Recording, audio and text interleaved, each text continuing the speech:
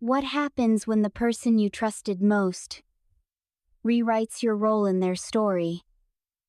What do you do when you're no longer the sister, the friend, or even the guest just erased? Emily Walker planned her sister's dream wedding, every flower, every note, every detail. But 3 weeks before the ceremony, her own mother looked her in the eyes and said, "You're not welcome anymore." This isn't just a story about betrayal. It's about the moment Emily stopped apologizing and started reclaiming the truth. If you had told me a year ago that I'd be banned from my own sister's wedding, I would have laughed and poured you another glass of wine. My name is Emily Walker. I'm 34, a wedding planner living in Charlotte, North Carolina. I spend my days helping brides navigate florists, family feuds, and budget breakdowns. I thought I'd seen it all until it became my own life. When my younger sister Samantha got engaged to Michael Bryant, a kind-hearted architect from Atlanta, I was over the moon. We grew up close. She was always the whimsical one. I was the planner, yin and yang. So when she called me screaming through the phone, I'm getting married. You have to be my maid of honor," there was no hesitation. I was already browsing venues before she finished the sentence. I put other clients on hold, booked flights back and forth between Charlotte and Savannah, bought binders, made spreadsheets. That's what I do. I show up, especially for family. But something shifted. It was subtle at first, a few meetings I wasn't invited to, a missed email, a decision about colors that suddenly changed. I chalked it up to stress to Mom being well. Mom Karen Walker isn't exactly known for letting go of control. Still, nothing prepared me for what came next. It was a humid Thursday morning in late May. I had just landed at Savannah Hilton Head Airport, planning to surprise Samantha with a visit. I hadn't seen her in person for 3 weeks. She hadn't answered my last 3 calls. Something felt off. Mom picked me up from the airport. She didn't ask about my flight, didn't mention the wedding. Instead, she parked outside the house and turned off the engine. Then she looked at me. Her eyes were cold, rehearsed. "Like this wasn't spontaneous, it was a performance, Emily," she said. "We've talked it over. Samantha needs space. You're not welcome at Whitmore Hall on the 24th of June. Not as maid of honor, not as a guest, not at all." I blinked too.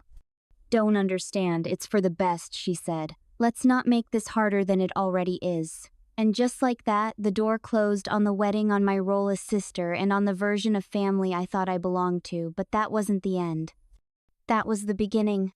Samantha was born when I was 6, just old enough to remember the first time I held her tiny pink hand in the hospital. I remember promising her out loud that I'd protect her, that I'd always be there. And for most of my life I kept that promise. When our dad, Ronald, had a mild stroke during Samantha's freshman year of high school, everything changed. Mom shut down emotionally. Dad, ever gentle but conflict-averse, spent months in recovery, barely speaking. It was me who drove Sam to school, me who helped her with college applications, me who sat outside her ballet recitals with a bouquet when Mom forgot Karen Walker had always been complicated. She was the kind of Southern woman who made casseroles for the church potluck, but whispered cruelty behind linen napkins. With her, love came with conditions, and Samantha was her masterpiece. Blonde, bright-eyed, bubbly, she could do no wrong. I was the responsible one, the serious daughter, the one who reminded people to RSVP, the one who filed taxes early and remembered birthdays. I didn't mind at first. There was a quiet pride in being dependable. But as we grew older, the favoritism sharpened. When Samantha decided to study photography at the University of Georgia, it was me who co-signed her student loans. When Mom and Dad forgot to help her pay spring tuition, I dipped into my savings. I was just starting out as a financial consultant back then, struggling to pay rent in a shoebox apartment in Raleigh, but I sent her money anyway, because that's what big sisters do. For her 25th birthday, I surprised her with a vintage Nikon camera I found at an estate sale. She cried, said it was the best gift anyone had ever given her. "I don't deserve you," she whispered, and I believed she meant it. We had our traditions. Sunday, FaceTimes, sister weekend trips every October. We once stayed up all night in Asheville drinking cider and talking about whose We wanted to be in 10 years. No matter what, Sam said, you'll be there when I get married, right? Front row, I smiled, probably crying. So when she met Michael and the stars practically rearranged themselves in her eyes, I was genuinely happy. He was thoughtful, artistic, and unlike some of her past boyfriends, actually listened when she spoke. I loved him for loving her right. When they got engaged, I went full throttle: mood boards, venue spreadsheets, calls to florists. I even paused a lucrative work trip to San Francisco because Sam wanted me to tour Whitmore Hall with her and Mom. It was my job to make sure this day was perfect. Even when things started to shift, when Haley, our cousin's daughter, began showing up more, when decisions were made without my input, I brushed it off. Mom had always liked Haley's pageant polish. I figured Sam was just humoring her. But the silence grew louder, the texts from Sam got shorter, the calls stopped altogether, and still I made excuses. She's overwhelmed. I told Daniel, my boyfriend of 2 years. She's got Mom breathing down her neck. He looked at me for a long time before saying, "Why are you the only one extending grace?" That question stuck with me, but grace, for me, wasn't just a virtue, it was a reflex. It's how I survived in a family where being too much was met with disapproval and being enough meant never needing anything. I kept planning, kept giving. I paid the deposit for the photographer Sam adored, but Mom deemed too artsy. I designed the welcome baskets for out-of-town guests, mini sweet tea kits, custom maps of Savannah, local honey sticks, all handmade. I was even arranging a surprise honeymoon package for her. And Michael first-class flights to Maui, a private bungalow with ocean views, because I knew she wouldn't expect it, and because I loved her. I thought love meant showing up, proving again and again that I was the one person she could count on. When everyone else dropped the ball, but I hadn't counted on this silence, this distance, this erasure. And I certainly hadn't counted on being told so coldly that I was no longer part of her story. The first time I noticed Haley Turner had replaced me was on Instagram. It was a Thursday evening. I was at home, wrapped in an oversized hoodie, finalizing a seating chart Sam had asked me to mock up 3 weeks earlier. The wedding was just 6 weeks away. As I scrolled through stories, I paused on Haley's post. A bright, overly filtered photo of her holding color swatches next to bridesmaid dresses. The caption read, "Making magic happen with my favorite bride-to-be seat. Number, sister bond number, bridal bliss number, Whitmore Hall." My heart dropped. That was my task. Samantha and I had picked those exact colors together over coffee. Now here was Haley wearing the same lipstick shade I once gifted. Sam posing like she belonged in my place. I brushed it off, told myself it was just one thing. But then came the cake tasting, a florist preview, a brunch with the bridal party, all documented publicly, all featuring Haley. Not once was I tagged, not once was I invited. Still, I gave them the benefit of the doubt. Maybe I'd been accidentally left out. Maybe it was Mom orchestrating things, and Sam just didn't know how to stop the momentum. Then came the boutique appointment. It wasn't even Sam who told me. It was Kelly from my office, who happened to be friends with the owner of White Magnolia Bridal. "Your sister found the dress," she said cheerfully over lunch. "Sandra told me it was such a sweet moment, your mom, cousin, and sister all toasting with champagne. You must have cried. I must have cried." I excused myself, went to the bathroom and locked the door. There, under fluorescent lights, I stared at my own reflection, stunned, hollow, my throat tightened. We used to play dress-up, Mom's old slips, turning pillowcases into veils and pretending we were getting married at Disney World. We promised to be there for each other for the real day. Now that day had come and I was invisible. That night I called Samantha. Her voice was quick, almost nervous. "It wasn't planned," she said. "Mom scheduled the appointment. It was just supposed to be a look around with Haley. But you found the dress," I said, keeping my voice even. She hesitated. "Yeah, I did. I waited. Nothing. You could have called." I finally said. "I would have made it. I wanted to be there, Em. Don't make this a thing. There are still plenty of wedding events you can be part of, but none ever came." The bridal shower was hosted at Aunt Lee's house, a 2-hour drive from mine. I was asked to contribute financially for catering but never received an invite. The bachelorette party Haley planned a weekend getaway in Miami. Sam hates clubs, hates the heat, but apparently it was what the group wanted. I wasn't even added to the group chat.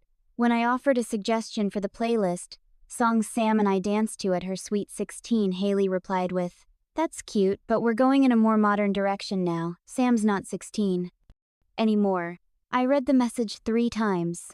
Not 16 anymore, like our bond was just a teenage phase, like my presence belonged to another version of her life. I tried to talk to Daniel about it. She's changed. I said one night sitting cross-legged on our living room floor surrounded by wedding receipts. Or maybe I just didn't know her as well as I thought I did. He reached for my hand. "No, what's changed is how she's being pulled. You think it's mom, I think it's convenient for people to let others do the dirty work. Your mom may be the hand, but Sam isn't pulling away by accident." That hit harder than I expected because somewhere deep down I'd wanted to believe Sam was just stuck in the middle. That she'd wake up one day and say, "Emily, I'm so sorry. Let's go pick a new veil together." But that moment never came. Instead, the invoices did. The photographer, the florist, the welcome baskets I had designed and paid for were suddenly not the aesthetic we're going for anymore. No thank yous, no explanations.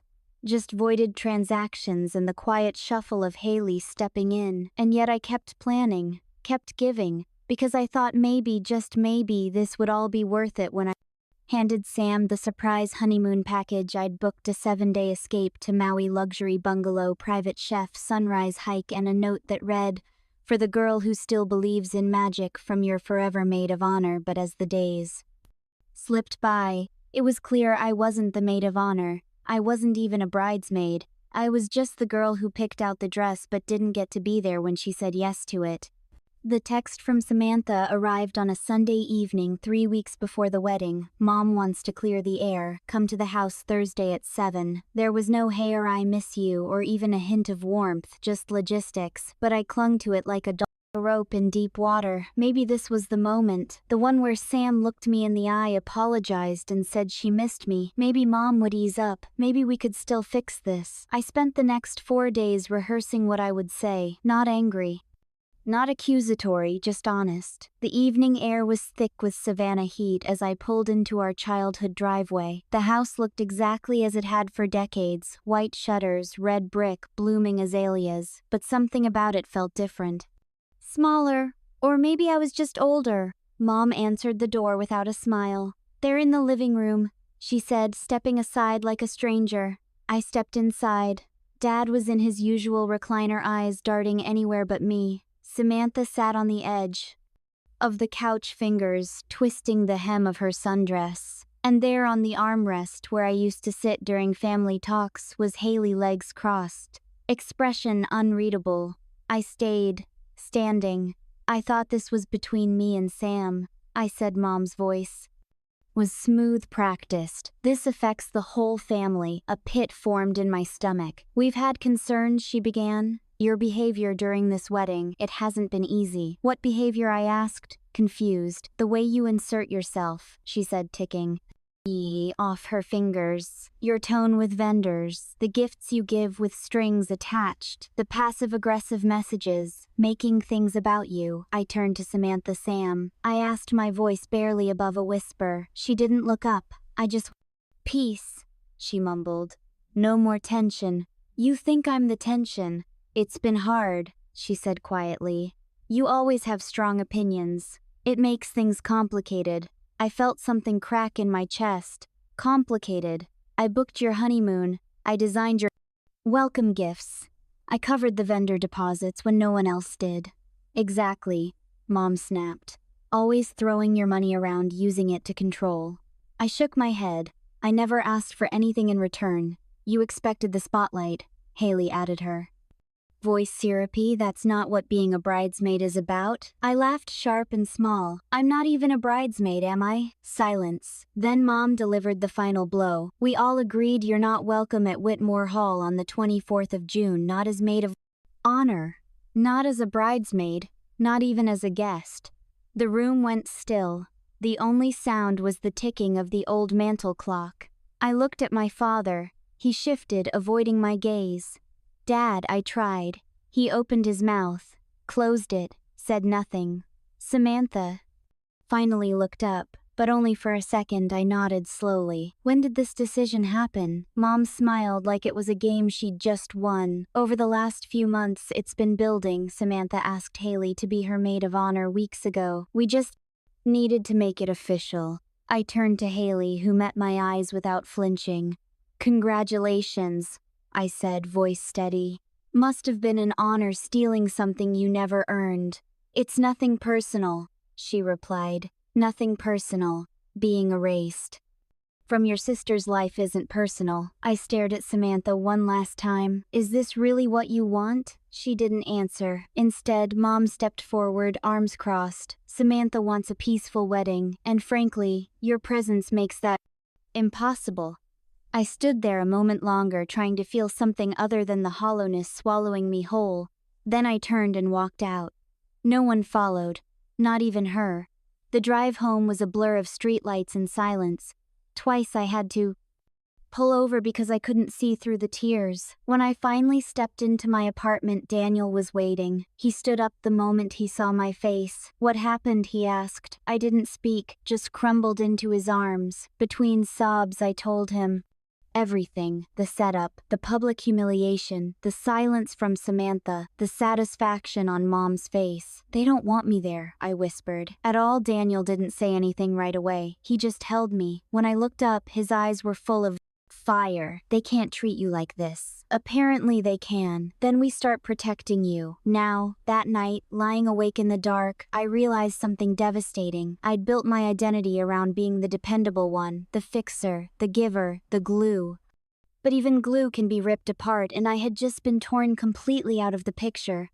By sunrise the next morning, I hadn't slept. I sat at my kitchen table, fingers curled around a mug of untouched tea. Daniel was still asleep, but the silence in our apartment buzzed with urgency. The humiliation from the night before had turned into something else: clarity. I opened my laptop. First, the photographer invoice, $2,200, paid in full by me. Then the florist contract, my deposit, $750. Welcome baskets, $420. The honeymoon, $6,800 total, with $4,000 already on my credit card. I clicked through confirmation, emails, booking, receipts, call transcripts. I wasn't just a supportive sister. I was the invisible architect behind half the wedding, and they'd cut me out. That's when the idea hit me. If they wanted me erased, I would leave them with a record of every single contribution, every text, every photo, every effort I had made to show up when no one else did. By the time Daniel woke up, I had started a spreadsheet titled Wedding Contributions. Emily Walker, you're not just reacting, he said, coming up behind me. You're building a case. I'm not out for revenge. I replied, voice steady. I just want the truth to be undeniable. He nodded. Then, let's get it. We spent the rest of the morning gathering digital breadcrumbs, screenshots of old messages from Samantha, thanking me for planning support, voice memos about decor, photos of us touring venues, anything that contradicted the narrative Mom had weaponized. And then an unexpected message changed everything. It came from Tori Ellis, one of Samantha's oldest friends. She was supposed to be a bridesmaid but had pulled out quietly 2 weeks earlier. We hadn't spoken in years. Her text read, Emily, I'm so sorry. I should have reached out sooner, but after what I heard at the shower, I think you need to know. Your mom's been saying things about you that aren't true. She told Sam you backed out of everything, that you were bitter, jealous. I knew it didn't sound like you. I have a recording. I didn't mean to record it, but it was on during a conversation with your mom and Haley. Do you want it? I replied instantly. Yes, please. What she sent made my skin crawl. On the naple unmission skin crawl. Recording Mom's voice was unmistakable. Emily's always needed control to feel relevant. She acts like she's helping, but she just wants credit. Samantha doesn't need that negativity at her wedding. She's better off without her. Then Haley chimed in. She's exhausting. Always correcting people, showing off with her spreadsheets and surprises. Honestly, Sam deserves someone more fun beside her. The words were venom, but spoken with such casual ease. It was clear this had been Rehearsed Daniel sat frozen. "She's not just excluding you," he said. "She's poisoning your character." I exhaled, slow and sharp. This can't just be about me. So I called my Uncle Matthew and Aunt Linda, Dad's younger siblings, people who had always remained a bit outside the Karen command zone. I asked if they'd be willing to host a quiet meeting. I didn't want drama. I wanted space. Just a conversation with a few voices who might listen objectively. They agreed. I've always had questions. "About how your mom treats you girls," Aunt Linda said. "Maybe it's time they're answered." We set it for Sunday. In the meantime, Daniel reached out to a friend of his, Joanna, a legal assistant who helped organize documents professionally. She formatted my spreadsheet and emails into a single timeline. Tori's audio was clipped, transcribed, and watermarked. I also reached out to Samantha's college roommate Bree, who had once confided in me that Mom made her feel unwelcome and judged. Whenever she visited, "Do you still have those messages?" I asked. "Actually, yes," she replied. "I never deleted them. They made me so uncomfortable." She forwarded a thread where Mom warned her that I was emotionally unstable and used money to manipulate people. I sat with those words stunned. This wasn't about a dress or a bridal shower. This was character assassination, quiet, systemic, and long-running. Then Daniel asked a question that made my stomach turn. What if Sam doesn't even know half of this happened? The thought rocked me. What if Mom had been intercepting things, twisting them, deleting messages? "Has Sam ever responded weirdly to something you never said?" he asked. I thought back. There was the time she said, "Thanks for canceling." I get it when I had never canceled anything. The time she mentioned I was too busy with work to care about floral meetings, even though I'd rescheduled a client call just for her. Suddenly, it all connected. "She's been feeding her lies," I whispered. That evening, I called Samantha straight to voicemail. I texted instead, "I'm asking for one honest conversation. Please Sunday, 4 p.m., Aunt Linda's house. Come, no emojis, no guilt, just an invitation." No reply. But I wasn't doing this for a reply. I was doing it for the truth. Sunday arrived like the eye of a storm, calm, too quiet, and hiding something far more violent beneath the surface. I got to Aunt Linda's house early. The living room smelled like cinnamon tea and lemon cleaner. Daniel helped me set up the printed documents on the coffee table. A timeline of events, receipts, audio transcripts, and screenshots. There were no dramatic signs or accusations, just a quiet stack of truth. One by one they arrived. Uncle Matthew, Aunt Linda, my cousin Josh. Dad Ronald Walker showed up last, looking like he'd aged a year and a week. He barely made eye contact as he shuffled to the far end of the room and sat. Then 5 minutes past 4, the door opened. Samantha stepped inside. Her eyes were tired, rimmed with redness. Michael followed behind her, protective but reserved. She didn't speak as she took a seat across from me. The silence hummed. I took a deep breath. "I asked for this meeting," I began, "because things have gone beyond confusion or miscommunication. I was erased from a wedding I helped build, and the reasons I was given don't align with the evidence I've gathered." I looked at Samantha. "I'm going to share some things that may be hard to hear, but I ask that you just listen." Then methodically I went through it. The deposits, the invoices, the emails, the screenshots of Sam thanking me for planning help contrasted with Haley claiming I refused to contribute. Then came the audio. I played the clip from Tori's recording Mom and Haley dissecting my character like a pathology, mocking my need for control, calling me a threat to the vibe. Samantha's face crumpled. Michael reached for her hand. She began, voice shaking. "I didn't know any of this," I nodded. Gently, "I think you've been lied to. About a lot of things." Michael cleared his throat. "We started digging after you canceled the honeymoon. It didn't make sense that someone so jealous would plan that kind of gift." He looked at me. "That's when I found fake messages on Sam's phone, messages that weren't from you. Your mom had changed your contact name, rerouted texts." A gasp rippled through the room. "She even deleted actual ones," Sam whispered. "Ones where you offered help, asked to be Part of things. Aunt Linda put a hand to her chest. She went that far. I nodded. It wasn't just about the wedding. This has been building for years. Then Dad spoke quiet gravelly. I didn't know the extent, he said, but I knew enough, and I didn't.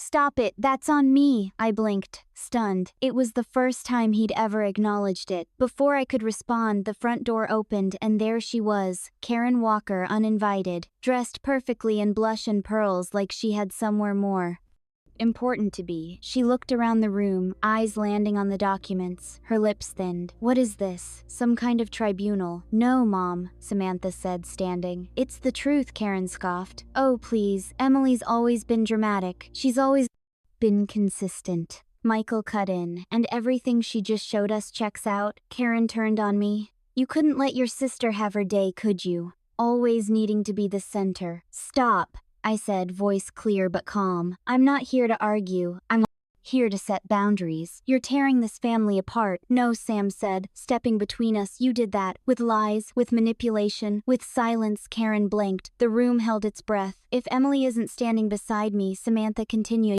There is no wedding. A pin could have dropped. Karen's mouth fell open. You'd choose her over me, she spat. I'm choosing honesty, Sam said. I'm choosing health. Karen turned to Dad. Ronald, say something. He met her gaze for the first time in years. It's over, Karen. The silence was deafening. Karen stormed out without another word. No dramatic exit line. Just the click of heels and a slammed door. For the first time in months, I felt the air return to my lungs. Samantha turned to me, eyes brimming. I'm so sorry I let her twist everything. I thought you didn't care that you walked away. I pulled her into a hug, tears mixing between us. You were my sister. Before there was a wedding, I whispered. You'll be my sister long after. The wedding took place on a crisp Saturday in June under the magnolia trees of Whitmore Hall. I stood beside Samantha as her maid of honor, her real maid of honor, the one who'd helped pick the napkins not just for aesthetics but because I knew she hated linen and preferred soft cotton. The one who remembered that she loved wildflowers more than roses, that she always wanted the vows to be outdoors, not inside a church. We didn't talk much in the hours leading up to the ceremony. We didn't need to. The silence between us wasn't heavy anymore. It was whole. A pause filled with mutual understanding. Mom arrived 15 minutes before the ceremony began. She sat quietly in the second row, not the first, Samantha had asked her politely, firmly to respect the boundary. She wore a powder blue dress and a forced smile. She didn't speak to me and I didn't expect her to. But during the reception she approached me. I see you used the hand-lettered place cards, she said, nodding toward the table. Those were lovely. I looked at her. They were your idea, weren't they? Yes. Her voice was not warm, but not cold either, something in between, tentative. Then she added, You've always had an eye for detail. It wasn't an apology, but it was more acknowledgement than I'd heard in 34 years. She walked away before I could respond. Maybe that was all we'd ever get, and maybe that was okay. In the weeks after the wedding, the family entered a strange phase. Not healed, but healing. Dad started attending family counseling sessions with Samantha and me. At first he barely spoke, but over time he opened up about how he'd grown up avoiding conflict, how he thought staying silent meant keep peace. It didn't, he admitted. It just meant I left my daughters alone to handle things I should have stepped into. That admission, more than anything, began to rebuild trust. Samantha and I re-established our rituals. Sunday FaceTimes came back. She'd send me random photos of her dog in Halloween costumes or half-finished art projects. Nothing profound, just sister things, real things. One day she asked, Do you think I'll ever be able to forgive myself? I told her the truth. You already started, you saw the truth, you acted on it, that matters. She nodded slowly. Then she told me she and Michael were expecting. I cried. She laughed at me for crying. I already picked the middle name, she whispered. If it's a girl, Lisa, it wasn't my name, but it was the name of the woman who taught us both to braid our hair with old pillowcases and believe in magic. The girl I used to be, the sister she hadn't forgotten after all. As for me, therapy became part of my weekly rhythm. At first I thought I'd just fix the wound and move on, but healing is never tidy. It's rarely linear. Some weeks I felt empowered. Other weeks I felt like a child again, aching for a mother who'd never see me clearly. My therapist, Dr. Ames, Gave me a sentence that changed everything. Boundaries aren't walls, they're doors with locks you control. I wrote that on a sticky note and put it on my mirror. I read it every morning. I stopped over-explaining. I stopped justifying. I stopped mistaking self-sacrifice for love. Daniel and I took a trip to Colorado that fall to the same overlook where he'd first told me he loved me.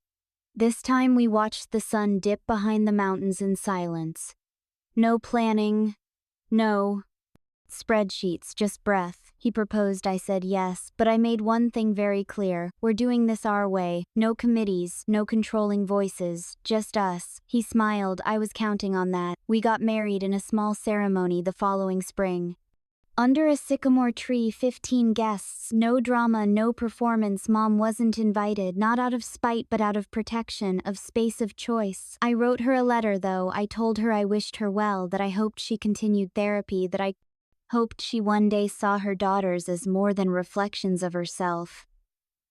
I never received a reply, but I didn't need one, because by then, I had stopped needing her approval to breathe.